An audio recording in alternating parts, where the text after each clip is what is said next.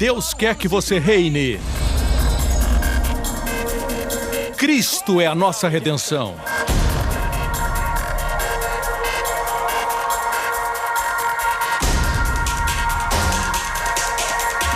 Deus é justo e faz o pecador justo.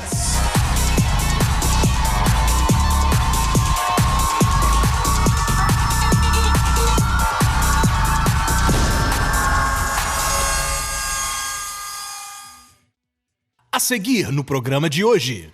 Jesus disse: buscai primeiro sua justiça.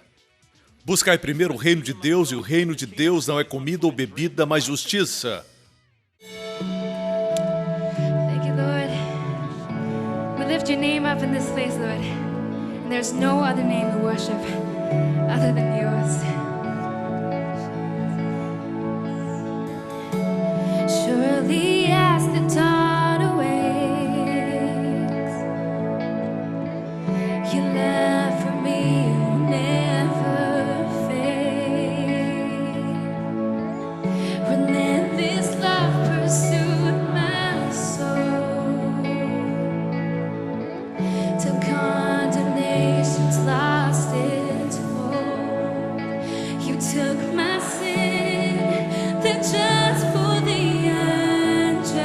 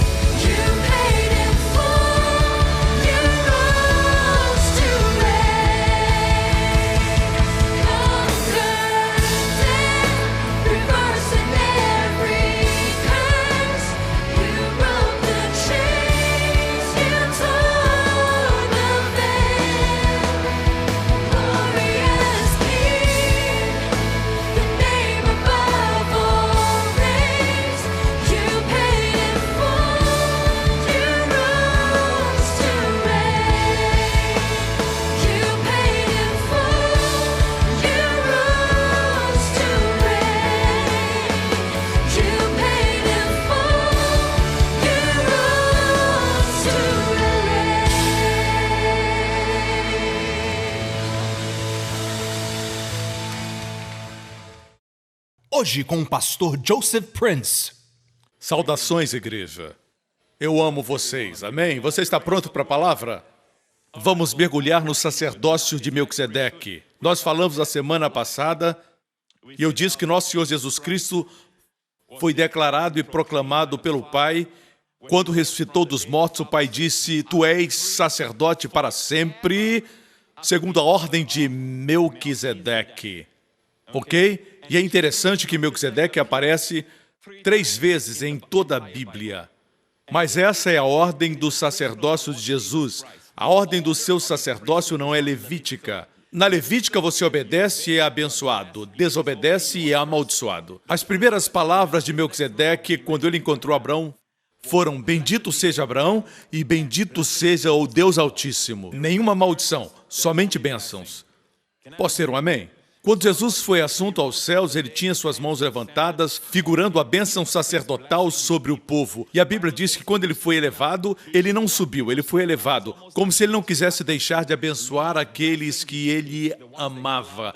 Como alguém que tem que sair e por isso tem que se despedir, ou quando você deixa o seu filho adolescente que está indo para a universidade, vai passar muito tempo fora, e alguém tem que tirar você ali do aeroporto. É difícil dizer adeus. Jesus estava sempre nos abençoando, ele foi levado de nós. E a Bíblia diz que ele é o sumo sacerdote para sempre, segundo a ordem de Melquisedeque. Ele aparece somente 3 vezes. Nos 5 livros de Moisés, ele aparece em Gênesis. No coração dos livros poéticos, no livro de Salmos, ele aparece no Salmo 110. Lá encontramos a expressão: Tu és sacerdote para sempre. E então, nas epístolas, no centro das epístolas, Hebreus, que é dirigida a ambos os gentios e os judeus, como igreja formamos um novo povo, nós encontramos um capítulo inteiro, o capítulo 7 de Hebreus, que fala de Melquisedeque. Assim ele aparece nos livros mais importantes da Bíblia, mas somente 3 vezes. É importante estudar Melquisedeque. Nós dissemos na semana passada que Melquisedeque, suas verdades não são para todos. Na verdade, em Hebreus 6, Hebreus 5, 6 e 7, fala de Melquisedeque, e nesses capítulos se fala também sobre o dízimo.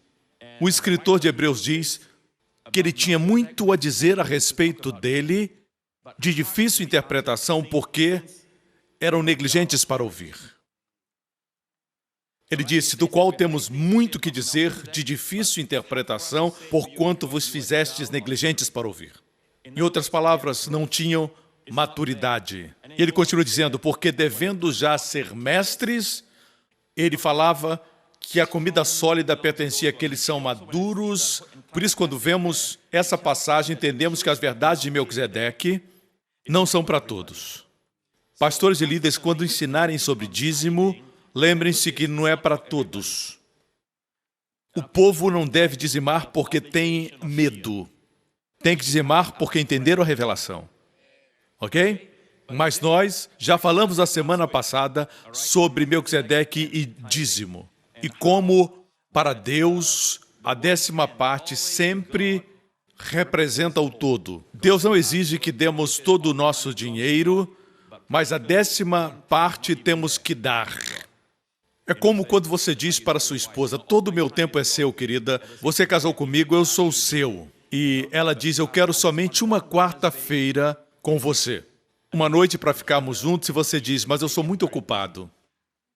Portanto, praticamente, Deus quer somente a 10ª parte e ela representa o todo. Posso ter um amém? Lembre, o servo de Abraão levou 10 camelos, mas a Bíblia diz que ele levou toda a riqueza do seu senhor. Certo? José enviou 10 jumentos, 10 machos e 10 fêmeas para agradar seu pai, e a Bíblia diz que ele enviou o melhor do Egito. Os cientistas dizem que usamos 1/10 do nosso cérebro. Já escutou isso? E se entregarmos esse 10º para Deus? Ele vai abençoar o resto. Olhe para o seu vizinho e diga: ele está falando de você. Glória a Deus, aleluia. Vamos continuar. Se você não entende isso e você dizima sem a revelação, consiga a mensagem da semana passada que vai ser bênção para você. Hoje quero analisar mais sobre Melquisedeque. Algo interessante, leamos Hebreus 7. Porque esse Melquisedeque, que era rei de Salém, por favor, não vamos nos distrair e dizer, bem, pastor, eu não creio que ele era o Cristo pré-encarnado, eu creio que ele era um homem verdadeiro. Eu concordo que ele pode ter sido um homem comum, mas o mais importante é quem ele tipifica, e é Cristo. Amém? Talvez você creia que ele é o Cristo pré-encarnado. Não vamos nos distrair com essas coisas, ok? Vamos focalizar na verdade. Ele é Cristo. Ele é um tipo de Cristo, pelo menos, ok? Glória a Deus. Vamos ler. Porque esse Melquisedeque, que era rei de Salém, o antigo nome de Jerusalém, sacerdote do Deus Altíssimo e que saiu ao encontro de Abraão quando ele regressava da matança dos reis e o abençoou, a quem também Abraão deu o dízimo de tudo. Esse é o ensino do dízimo do Novo Testamento. Alguns dizem que o Novo Testamento não fala de dízimo. Consiga a mensagem da semana passada. Veja, o Espírito Santo diz isso, e primeiramente é, por interpretação, Rei de Justiça. Sempre que o Espírito Santo interpreta nomes têm significados, mas quando o Espírito Santo interpreta nomes para nós, ele está dizendo para nós, preste atenção nisso.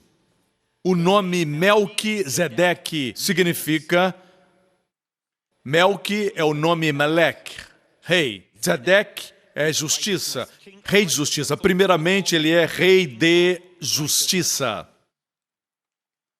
Lembre que Melec é rei. Existia um homem chamado Malco. Ele era servo do sumo sacerdote durante o tempo de Jesus.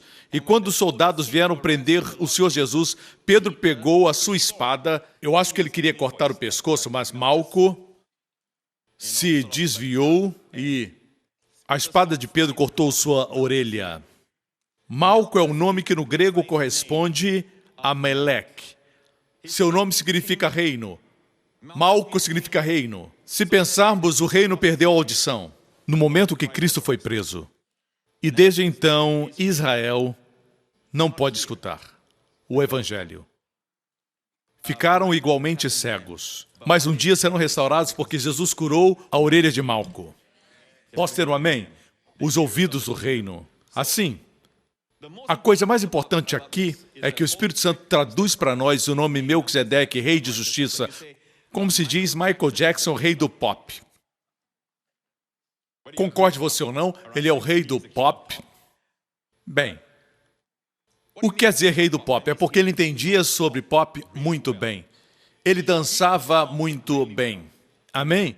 Ninguém se aproxima dele no que se refere à música pop. Por isso ele era o rei do pop. Elvis era o rei do rock and roll. No golfe, Tiger Woods é o rei do golfe. Seja o que for, essas pessoas atuavam muito bem naquela área específica e compartilhavam com outros. Por isso ele é o rei da justiça. Ele sabe tudo sobre justiça e ele é o único que é capaz de dar justiça. Posso ter um amém? Certo? A justiça precisava vir primeiro, ou então não havia necessidade da expressão e depois. E depois, afirma a Bíblia, também rei de Salém, que é rei de paz. Primeiro vem a justiça e depois a paz. A palavra Salém ou Shalem, se você olhar no hebraico, significa paz, e como o Novo Testamento está no grego, a palavra aqui é Eirene. De Eirene vem o nome que é dado às mulheres, Irene, que significa paz. A Irene é a palavra grega, mas o hebraico é Shalom. Shalom é paz. É mais do que paz. Shalom literalmente vem da mesma palavra que significa rei da plenitude, rei das coisas completas, rei da perfeição. Vocês me escutam? Assim, primeiro é a justiça, como resultado temos saúde, plenitude, paz. Isaías 32:17 diz, e o efeito da justiça será paz, e a operação da justiça, repouso e segurança para sempre. Assim, A justiça deve vir primeiro, é por isso que eu sou tão forte em afirmar que a justiça de Deus é uma dádiva. Jesus disse, buscai primeiro sua justiça. Amém? Buscai primeiro o reino de Deus, e o reino de Deus não é comida ou bebida, mas justiça, paz e alegria. Buscai primeiro o seu reino, e todas as coisas vos serão acrescentadas. Nós usamos nossa fé para isso, usamos nossa fé para aquilo, e com o tempo a nossa fé é dissipada. Mas se você acordar e crer em Deus, que você é a justiça de Deus em Cristo, use sua fé para conquistar. E por que você precisa da sua fé para conquistar? Porque todos os dias os seus pensamentos vão dizer diferente, seus sentimentos vão dizer diferente, suas ações vão dizer que você não é justo. Por isso você tem que declarar que você é justiça pela fé. Busque essa justiça e todas as coisas vão ser acrescentadas. Não precisa usar sua fé para muitas áreas, use a sua fé para crer que você é justo. Posso ter um amém? E o resultado será Shalom. Amém? E Shalom, ele é o rei de Salém. Salém é muito interessante. É a palavra Shalem, que é grafada exatamente assim no hebraico. Essa palavra significa completa paz, como eu disse, mas também pagamento e recompensa. Algum tempo atrás eu fui a Israel, meus pastores agora já entenderam a respeito do que eu vou dizer. Quando vamos a uma loja, por exemplo, sempre disputamos quem é que vai pagar. Nós temos um certo egoísmo entre nós. Tentamos ganhar um do outro em amor. É um tipo de egoísmo. Todos querem dar mais. Eu sei um pouquinho do hebraico. Eu me lembro certa vez quando fomos a uma loja de sapatos, uma loja na Galileia. O pastor Lawrence e os outros pastores estavam lá, estavam buscando sapatos que queriam. Eu fui ao caixa e disse para aquele senhor, Ani Mishalem. Ani Mishalem quer dizer eu vou pagar. Ok? Não eles. Note que está presente a palavra Shalem. Ani Mishalem. Ani Mishalem quer dizer eu vou pagar. Shalem é a palavra de onde vem Shalom. De onde vem rei de Salem. A mesma palavra. Plenitude e paz. Por que também quer dizer pagamento? Por quê? Porque sem o pagamento na cruz, sem aquele pagamento, nós não podíamos ter plenitude, não podíamos ter paz. Não seríamos completos. Amém? Por isso que, desde o início, Deus escondeu nessa palavra Shalom a palavra pagamento. É uma palavra poderosa. Em Israel hoje eles dizem em hebraico um ao outro Shalom. Eles sempre dizem uns aos outros o dia do sábado, Shabbat Shalom. Amém? As mulheres falam cantando e elas dizem umas às outras. Quando se encontram, elas dizem Shalom. Elas falam cantando. Os homens dizem Shalom. Você lembra que a mulher sunamita, quando seu filho morreu, ela foi procurar Eliseu, e Eliseu fez a ela uma pergunta. Você lembra como ele fez a pergunta, como está o menino? O que ela respondeu? Na nossa Bíblia diz que ela respondeu, ele está bem. Mas no hebraico ela disse só uma palavra, Shalom. E o menino ressuscitou. Amém? Hoje as pessoas usam como um clichê, mas é importante entendermos que Shalom quer dizer foi comprado e pago para você e sua família. Posso ter um amém? Essa é uma grande verdade que vemos em Hebreus 7 sobre Melquisedeque. Primeiro que ele é rei de justiça e depois é rei de paz. Vamos à história do encontro de Melquisedeque com Abraão, porque Deus quer que entendamos algumas verdades. Esta mensagem hoje, eu não digo isso frequentemente, mas essa mensagem hoje pode significar vida ou morte. Literalmente. Na sua vida e na vida dos seus amados. Vou repetir. Escute com cuidado. Essa mensagem pode significar vida ou morte. Na semana passada falamos do dízimo, certo?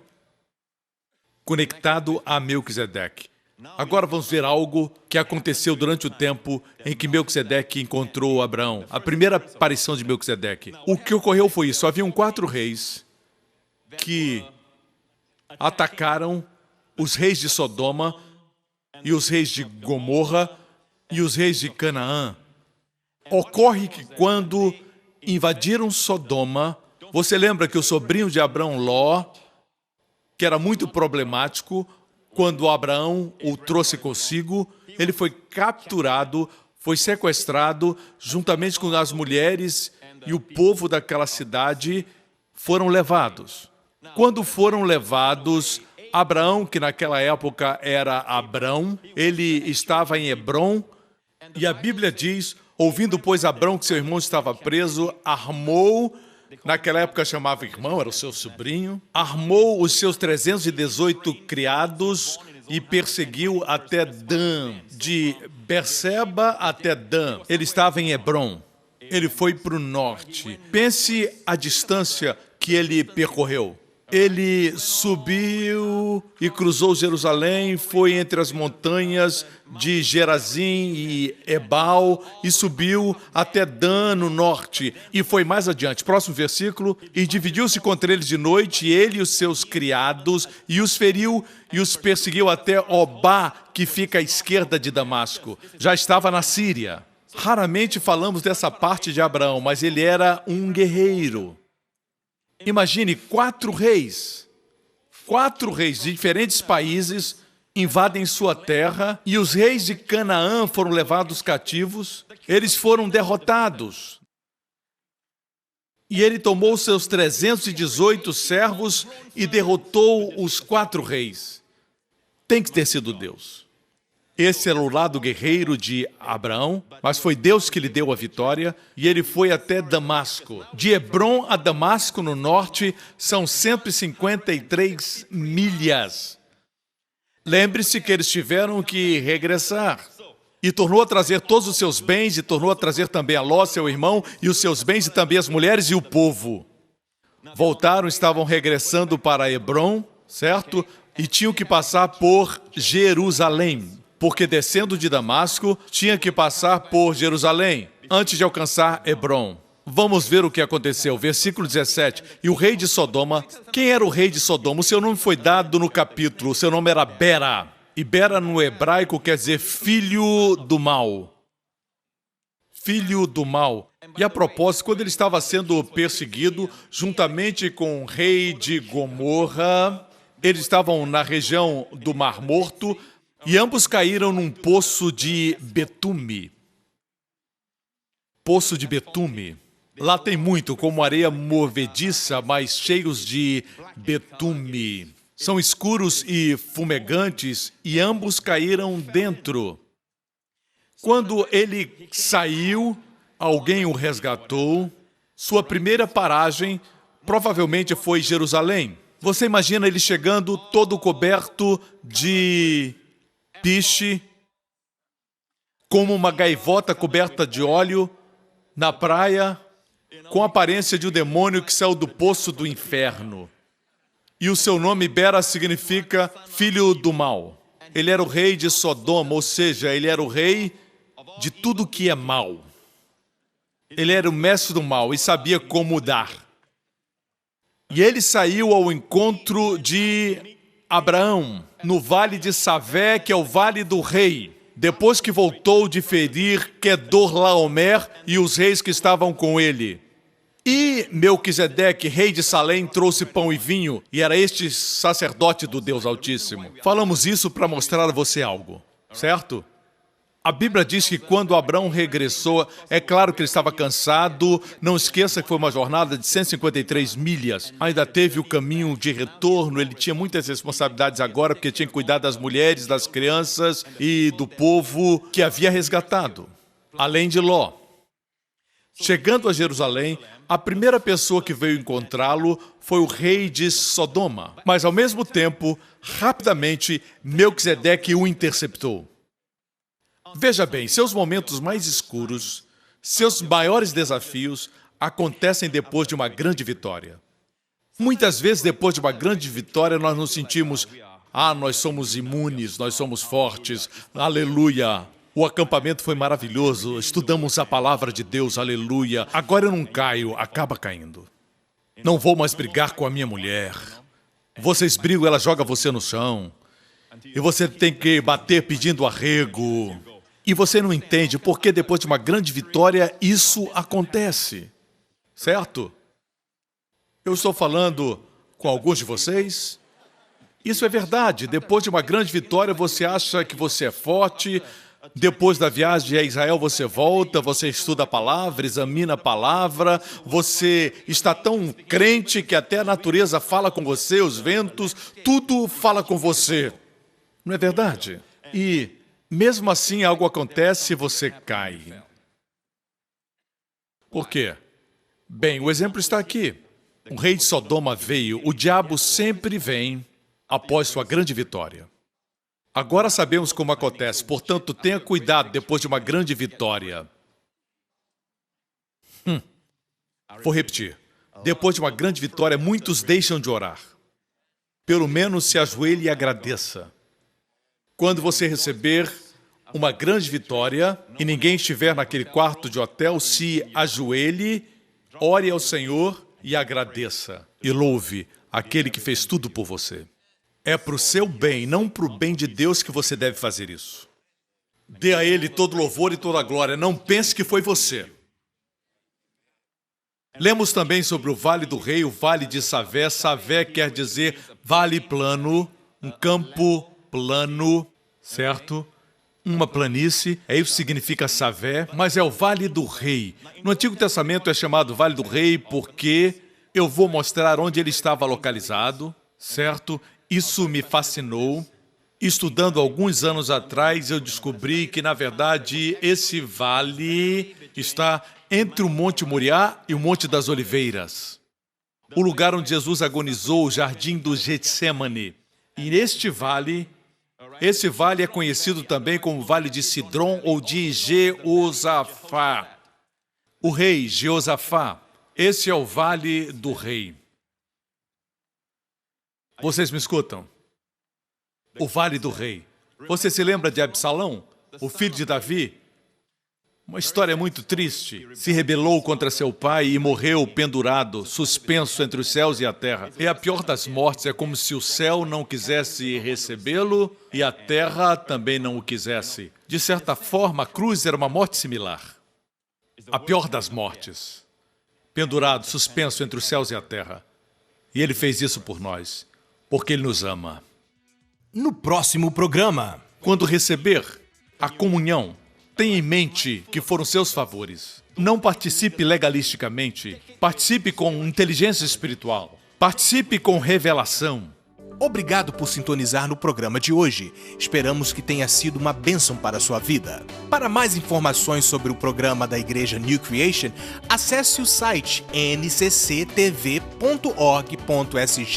Lá você poderá se inscrever para receber um devocional diário do pastor Joseph Prince. Seja incentivado e fortalecido todos os dias e saiba o quanto Deus lhe ama através desses devocionais. Acreditamos que seu dízimo pertence à igreja que você frequenta e oramos para que você seja grandemente abençoado, altamente favorecido e profundamente amado.